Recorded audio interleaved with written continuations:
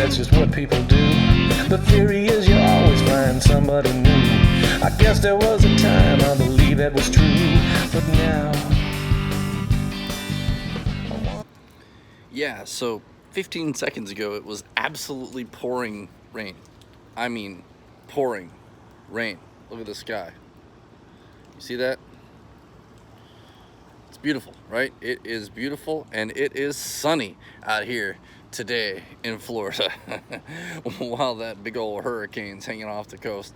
Yeah, like I said, 15 minutes ago it was pitch black, wind was blowing everywhere, branches were falling out of trees. It was nasty, but you know, that's the nature of these squalls from the storm. They keep rolling around over top of me, so at any point now it could get real loud as another one of these things rolls in and pummels the tin roof above me. So hey guys, how you doing today? Listen, I wanna go through a little history with you. I'm gonna call it the Second Amendment from soup to nuts.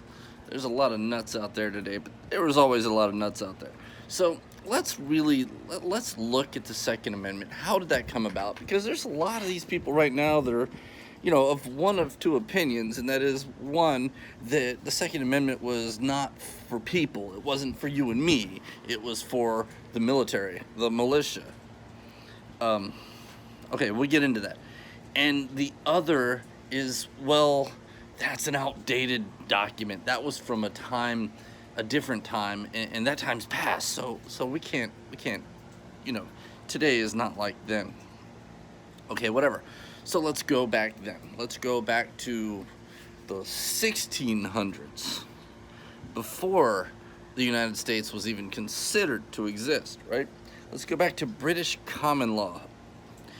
The British common law actually had a right to bear arms for that purpose, except their right to bear arms was regulated by their parliament. It was a parliamentary authority, so they had a right to bear arms as long as their government said it was okay. And throughout the 1700s and within the Americas, the British colonies had a pretty good amount of freedom to bear arms. But what started happening in the mid 1700s, is the government started seeing that there was some resistance to their authority. They saw there was some trouble coming, and they started passing laws, gun laws across the U.S., the future U.S., across the colonies, that limited who could have guns under the guise of protecting game. Okay, well, because some of the game, the wild game that we're trying to catch here, you know, it's starting to disappear in the hundreds of millions of acres that haven't even been discovered yet. You know, that game's starting to disappear. So from now on, you can only have a gun if you're going to go hunting, and you have to come to us for permission. And that started happening in the colonies in that era. Now, it was happening a little in England, but it wasn't happening nearly as much. And that fed the suspicion with a lot of the, you know, American lawyers, that they were trying to stop people from having guns because they were afraid of the people using them against them. And that really did feed that suspicion a lot. So there were some complaints, there were some lawsuits, there were some actions taken, and the king was like, he wasn't having it. Look, you know, you guys are having problems. We don't have the problems here that you have over there. Everybody there hunts. I'm thinking, okay, so what was everybody in London doing at the time? How were they getting food? Anyway, so that's what was happening. And that played a big part in why the Second Amendment actually came about. Because it didn't just wake up one day. They didn't just wake up one day and said, hey, you know, we probably ought to have some kind of gun law that prevents the government from making gun laws. That didn't happen like that. That builds. Everything always builds. It always starts small and gets bigger. So the guys, as the war broke out and all that happened, and a lot of the guns had been restricted by government, they were getting guns from the French and other countries who were willing to help. They found outside help, which was awesome. If it weren't for the outside help, there'd have been no revolution, and you and I would still be speaking with that goofy accent. But, and I say that as if you're watching this in the United States. If you're in the rest of the world, A, I feel sorry for you, and B, I'm not trying to insult your accent. No, I know, we have the bad accent. Whatever. So, beyond that. So, war breaks out. All these lawyers end up losing their law firms because it was, no law being held, and everybody fought. When the fight was over, and the U.S. was, there was no U.S. There were 13 individual states, nation states. They each signed the Declaration of Independence. They each did their own thing. And they came together and they said, we probably ought to be, since we kind of all united to fight against the Brits, we need to keep a union together to keep the Brits out and to keep other people from coming in and taking over. So how do we do that? Do we start a big military? No, that's what the Brits did to us, and that's how they controlled us. They had a big military, and they used that big military to stifle anything that disagreed with them.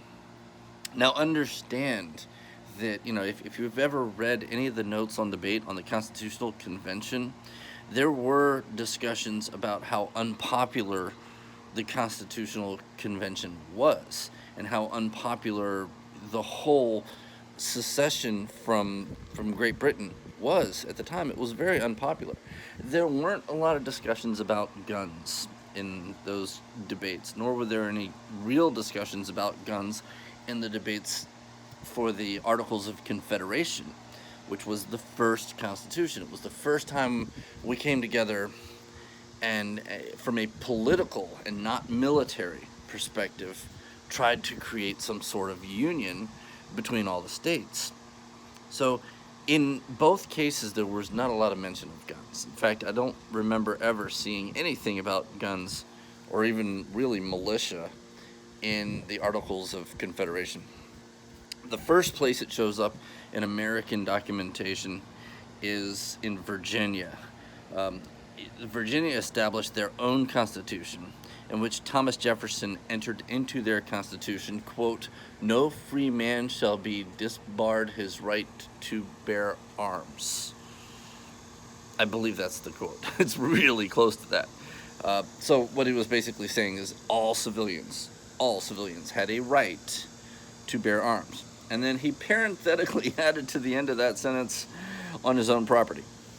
Okay, so now what we have is the nation of Virginia had a constitution that said that no free man could have his right to bear arms taken from him as long as he's on his own property. I think the reason he did that was because he understood that there were some places that it probably wasn't a good idea for people to bear arms. Okay, we can have that conversation. We'll do that one day. This isn't that day. So that's where it really started to show up. Now, when the new Constitution came about, when the Articles of Confederation, the holes started to, engulf the Union, there was massive problems with the whole concept and the whole construct.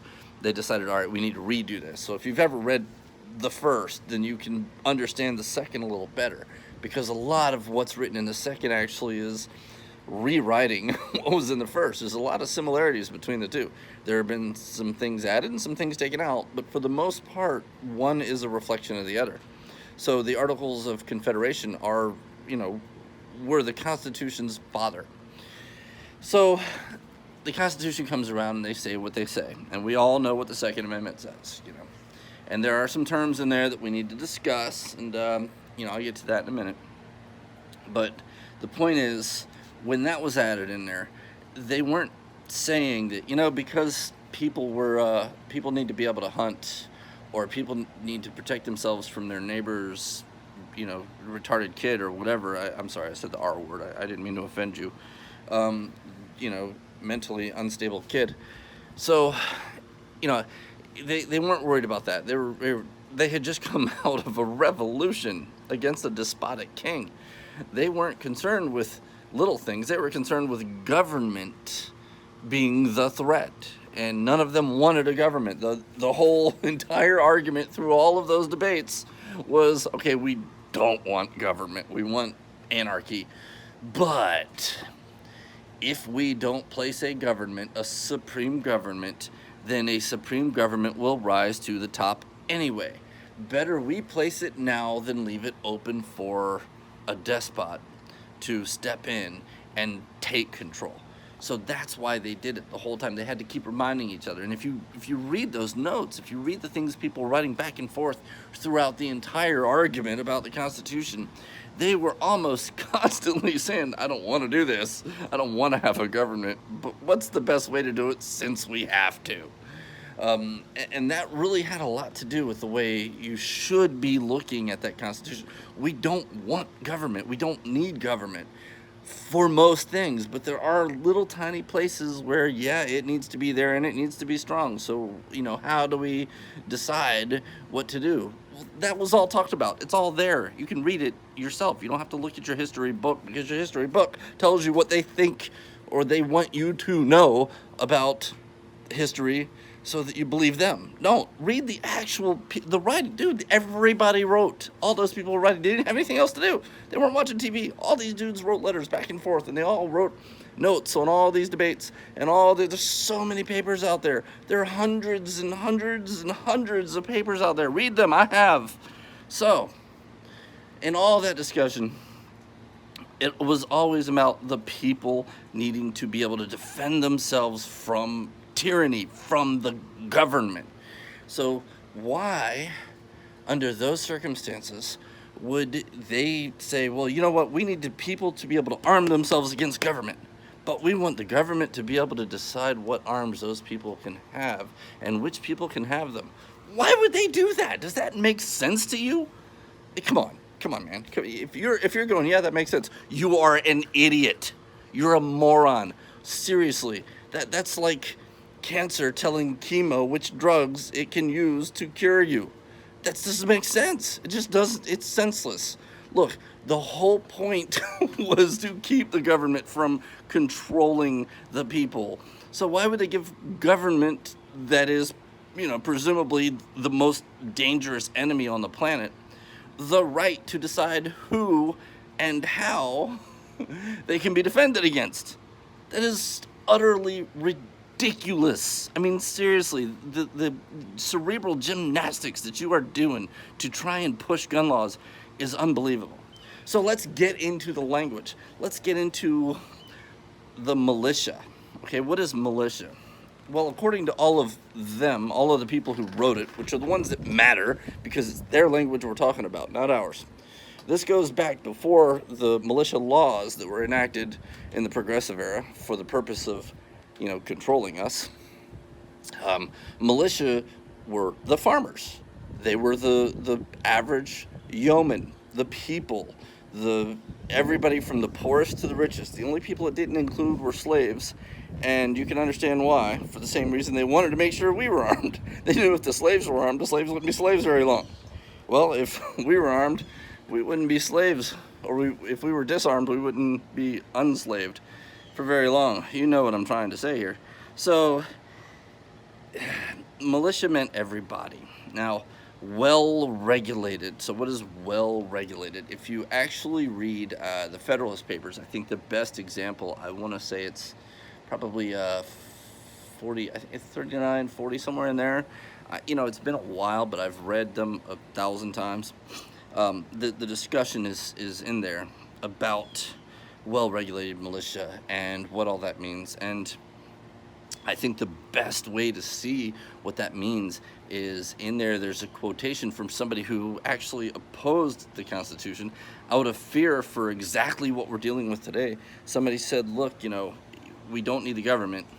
And your idea, though, of a well-regulated militia, I mean, how much work would it take to properly teach and train all of these people to where they could take on the character of well-regulated? So what does that mean? Well, understand that combat in that era was volley fire, and it was discipline. Those were the two most important things in combat, which means all of these soldiers would have to line up shoulder to shoulder, shoulder to shoulder. I don't even have good. Anyway, and march toward each other. And in doing so, they had to have courage and they had to have discipline. Even if they didn't have courage, they had to have discipline. They had to stay in their ranks, and they had to, stand there while being shot at and load their guns and aim and wait for the command to shoot. Imagine how hard it is to walk into a battle when you're facing 100 other guys who are 100 yards away from you and pointing their guns at you and taking their shot at you. Imagine how hard it is to stand there and remain disciplined. Stand there and do what you're supposed to do. That's hard, and that's something that had to be taught. And that's what well-regulated meant. Those troops who could do that were in regulation. They were well-regulated. They were strong enough and disciplined enough to stand there and do what your average farmer wouldn't have the courage to do. So that was the meaning of well-regulated. They had to be good soldiers. It wasn't about making laws regulating guns. It has nothing to do with that. That's the new incarnation of it. What they meant was the only way for a state to be free is for there to be a militia of people who are educated enough and disciplined enough to stand there and fight against a professional army like that of Great Britain or France or any of the other, Goliath imperial nations that were out there at the time. So that was what well-regulated was referring to. Now, in our era, that sort of regulation isn't as important. Don't get me wrong. Strategies, tactics, and logistics are huge. And there are a lot of us who have spent a lot of time studying it. But we don't need to have the discipline that they had. We don't need the months of training and all the things that they had at the time. Most of us, the militia today, are armed, trained, and competent enough to stand up to any military in the world. And if you don't believe me, look what's going on in Afghanistan. We have a president who is actually negotiating with the terrorists in Afghanistan and considering lowering and withdrawing the troops in a condition that they lay down some. And that, you see what that says? That says that, the world's biggest and proudest military, along with 22 other huge militaries, went into a place the size of Texas and fought for, what are we on, 19 years now? And could not win. Could not win.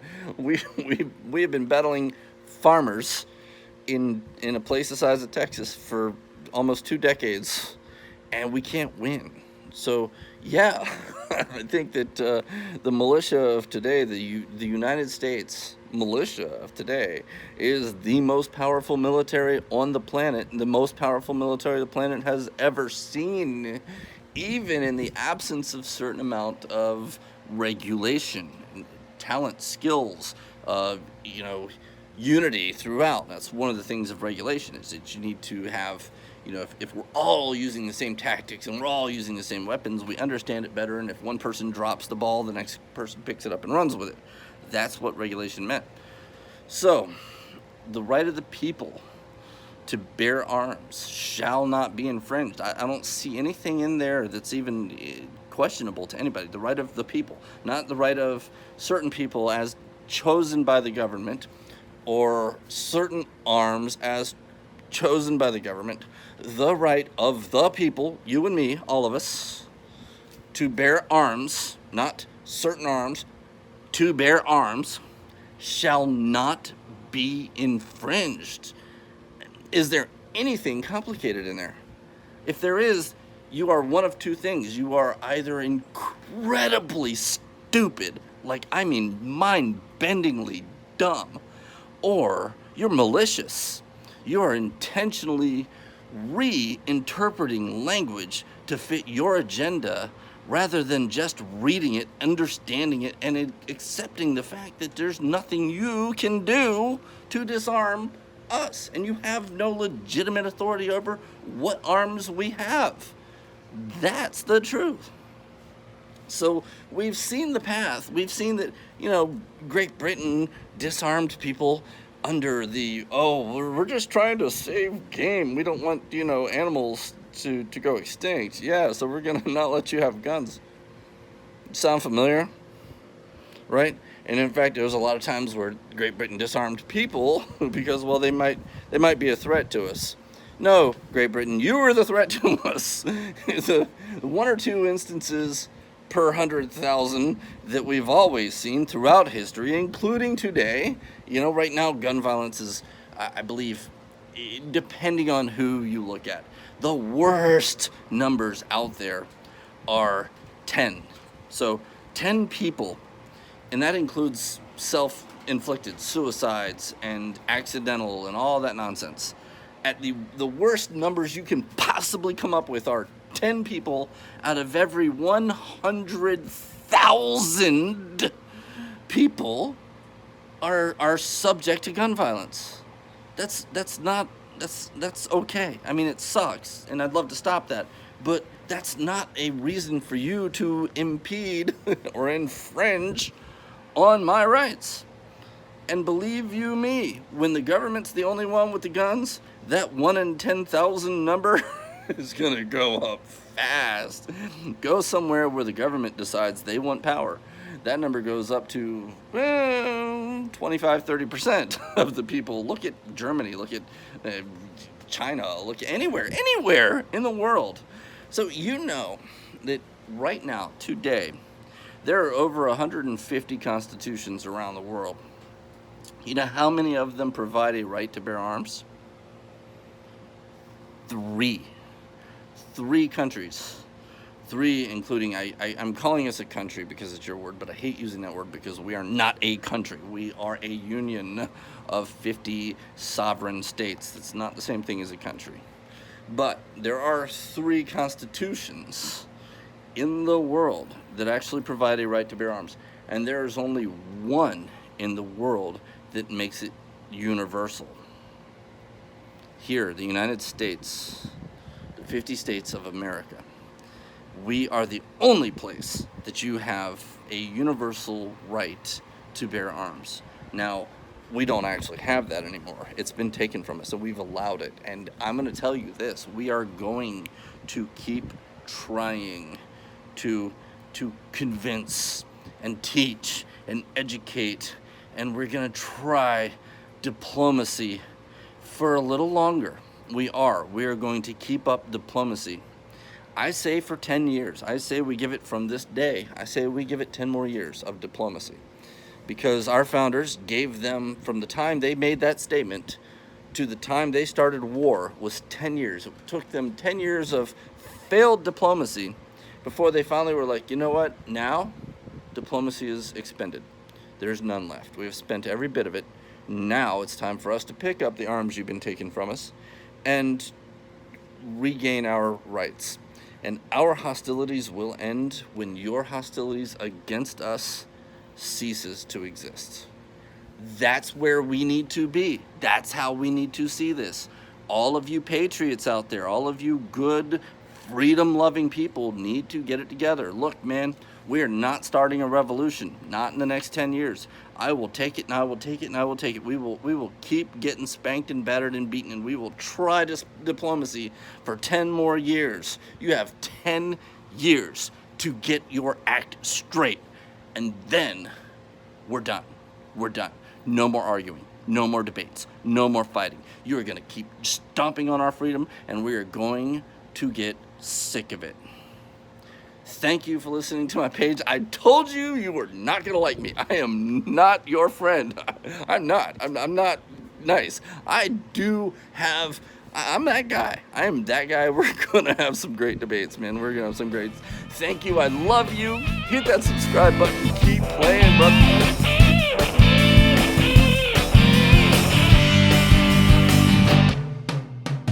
You heard a while, but that's just what people do.